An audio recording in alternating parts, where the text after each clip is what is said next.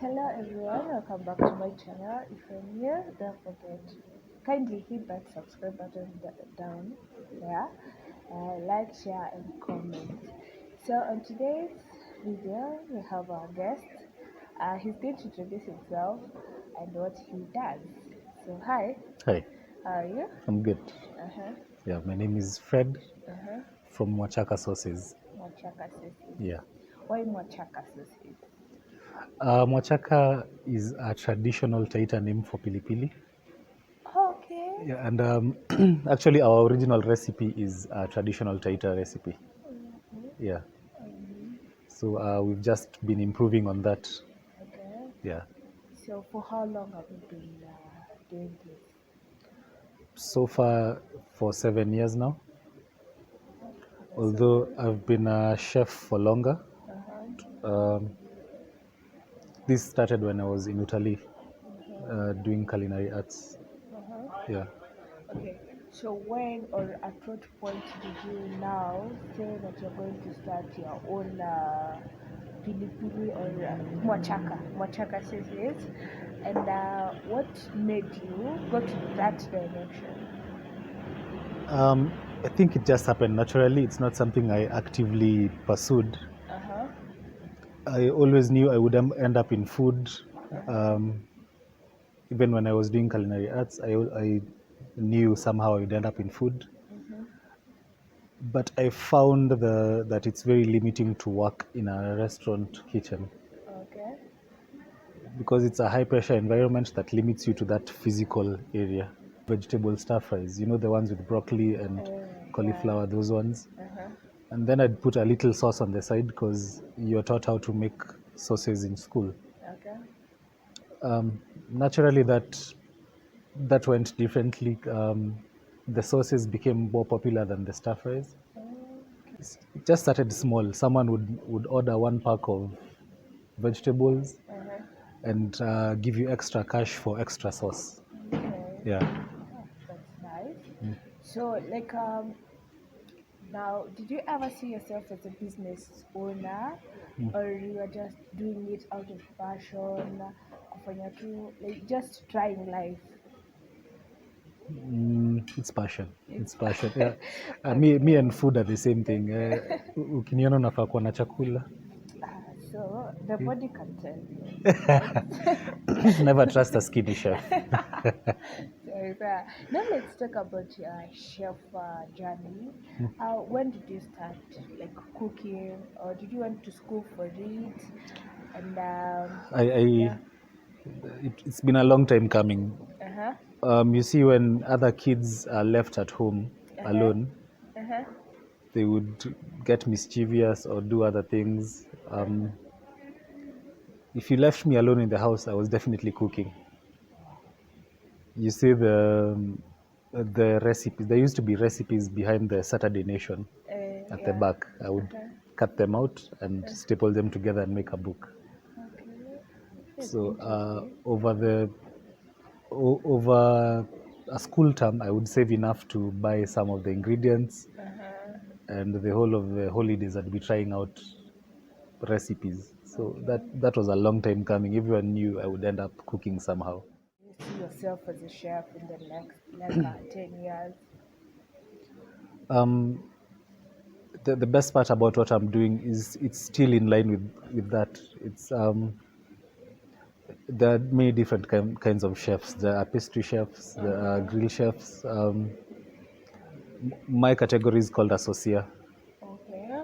So it's something I still enjoy. I get to develop new recipes. Mm-hmm.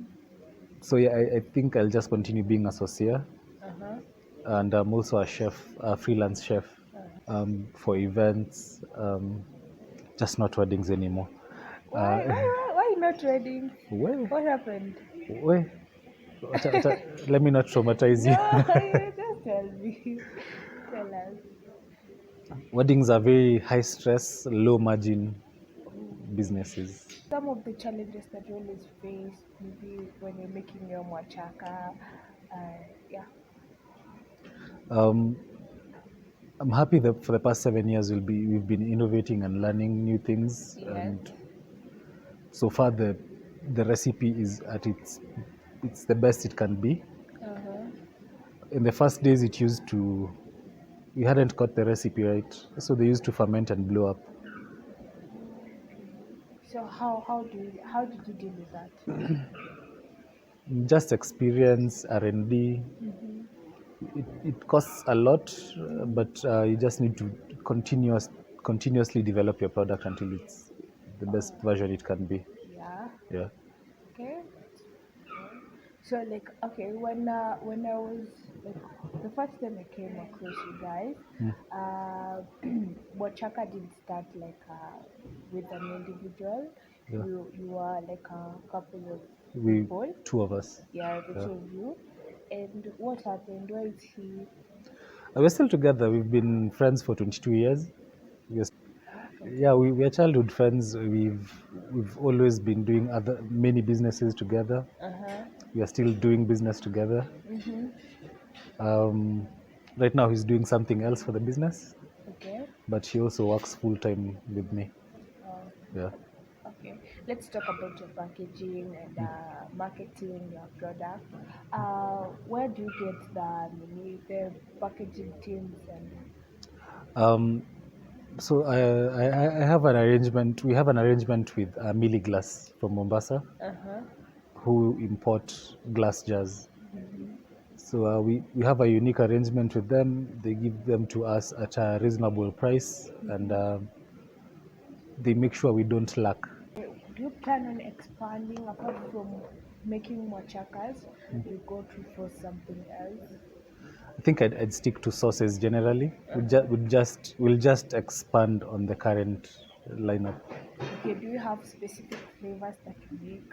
Yeah, the ones that we currently have out in the market there are three types.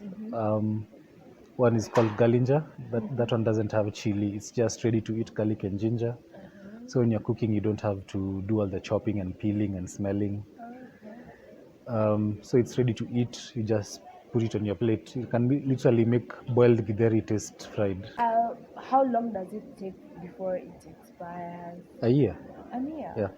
Okay, now in terms of preservations, So that's our unique value proposition. All our products, we try to be as organic as possible. We are not there yet. There are some things that you can't reliably get locally, fully organic, but we are basically 90% organic. okay, where do you get your raw materials for Mwachaka? We work with local farmers. We give them a list of our prerequisites, which the usual. You can't use fertilizers, you can't use pesticides.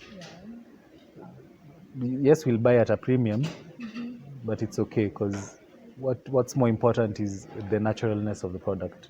Yeah, so we work with specific farmers around Kenya, growing at different times of the year so that there's continuity.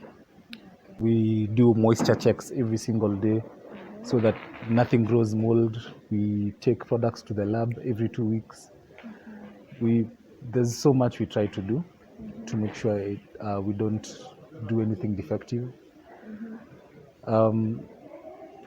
So yeah, it's a continuous process. Before you bring the product, we come to the farm, we take samples, take the samples to the lab. First thing we test for is aflatoxins and moisture content, and what else? I think those are the parameters we check before you bring the product.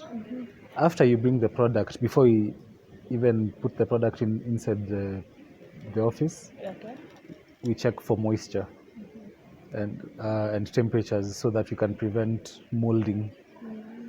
Because mold will grow, and before it gets very visible, it has spread on everything. So you need to manage your moisture and temperature levels very well. Yeah, we are planning to launch. We'll be launching two products every year. The biggest lesson I've ever learned ever since you started. Know your customer. Um, like I said, if once you start business, you're very tempted to cast your net widely. basically spray and pray. That's not a very effective way to run a business. Really know your customer. How old are they? Where do they live? What income bracket are they? What are their value systems? In that way, you can target a small area with a large number of customers than targeting the whole of Kenya and just the logistics of it all itakulemea. Yeah. Okay. Now, where can we get the Mwachaka itself, and how do you do the delivery? We were in supermarkets, but we pulled out. But we are still available online. Just reach out on any of our socials. The name is Mwachaka on any social media platform. And you can reach us, or you can call me on 0702 153 117. We deliver countrywide. We actually deliver for only 45 shillings anywhere in East Africa. For real? Yeah. How do you do that? We partnered with Sandy Fulfillment. Oh yeah. Yeah, and we anywhere in East Africa for 45 shillings. Oh, that's So if you're in Rwanda and you want some Mwachaka, it will be there in 48 hours. 48 hours. Yeah. At 45 shillings. Hey. And that's Rwanda. Guys. Locally, it's 24 hours maximum. Maximum 24 hours. So within, if you're within Nairobi, Nakuru, In less than even 2 hours, Moyale. they're going to pick up. Yeah. Wow, that's nice. That's cool. So, final words to someone who is looking at you. You don't get into business if you're going to try kujaribu jaribu. It's been 7 years of ups and downs. We've shut down twice. Nilifungiwa nyumba. I've been homeless, but you bounce back. If you also want to do business for lifestyle, to maintain your current lifestyle, for example, if you're currently employed and you want to go into business and you expect to maintain your current lifestyle, you'll be in for a massive shock. Why say that? Businesses take time to grow. Yeah. And if you can afford to pay yourself well in the first stages of business, Yes. it doesn't mean you're a good business person. It means your priorities are skewed. Yeah. Because the business will need every shilling when you're starting up, and your mindset has to change with it. Okay. Because if you are employed, Yeah. the entire salary is yours. Yeah. In business, if you make 1 billion shillings profit and you're usually paying yourself 30k, you still just pay yourself 30k. You will start doing bonuses because I deserve this. I'm a baby girl. No, that money has to go back into the business to make other businesses like that. Yeah. And that's it for today. Hope you learned something big as I did today. And don't forget to hit that subscribe button, like, share, and comment. It's a favorite host to subscribe. Until next time, bye bye.